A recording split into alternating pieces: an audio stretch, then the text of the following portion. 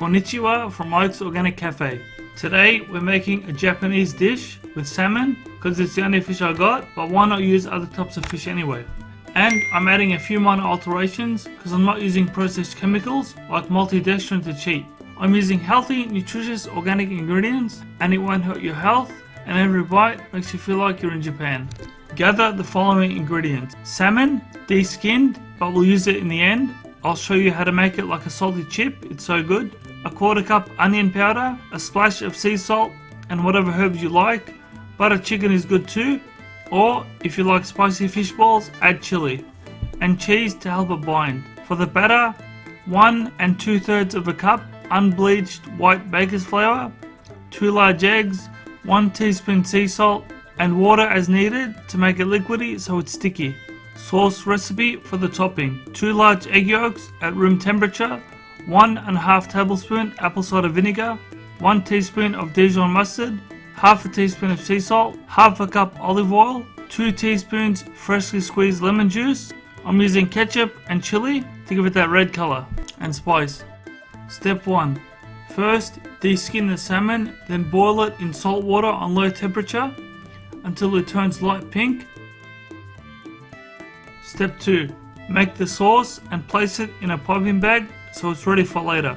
Add all sauce ingredients to a blender, then turn it on for a minute, then off, give it a shake, then back on, then place the contents in a piping bag with a fine hold nozzle, placing it in a large cup, upright. Step 3. The salmon should be light pink, so take it out of the water and mash it with a fork, then add the onion powder and sea salt and cheese, mashing it together so the cheese melts a bit, and add other herbs you like, mixing again so it's all incorporated and easier to squish into a ball. Add the cheese right away when the salmon is hot out of the water. I added mine too late, but they still worked out. Step 4. Place a wok on the stove with 1 jar of coconut oil to melt. In a large bowl, make the takoyaki batter by combining flour and eggs and sea salt, mixing until it's all even.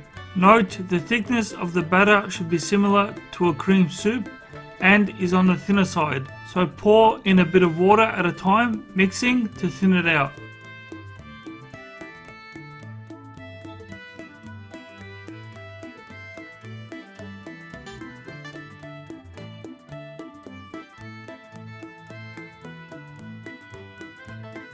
Step 5. Roll the salmon mixture into balls.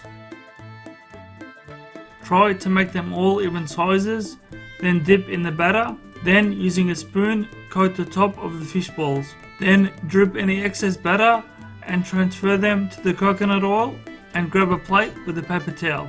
This was the most difficult part of the cook, so if you know an easier way to transfer the battered salmon to the coconut oil for frying, please comment.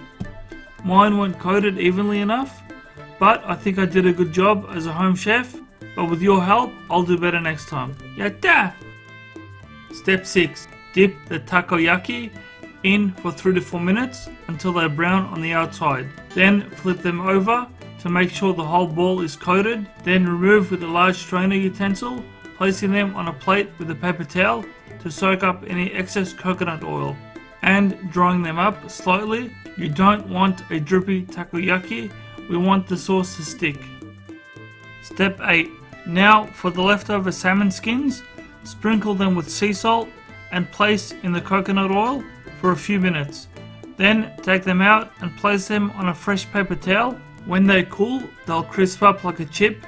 Be careful though, if the temp is too high, the salmon will pop and splash you with coconut oil. But it shouldn't burn much because it's a low smoke point, not like canola or vegetable oil. That shit gives you 3rd-degree burns because it's telling you it's unhealthy to cook with. Here is my organic homemade takoyaki with a side of crisped salmon skin. Itadakimasu! Enjoy and sayonara! Be seeing you!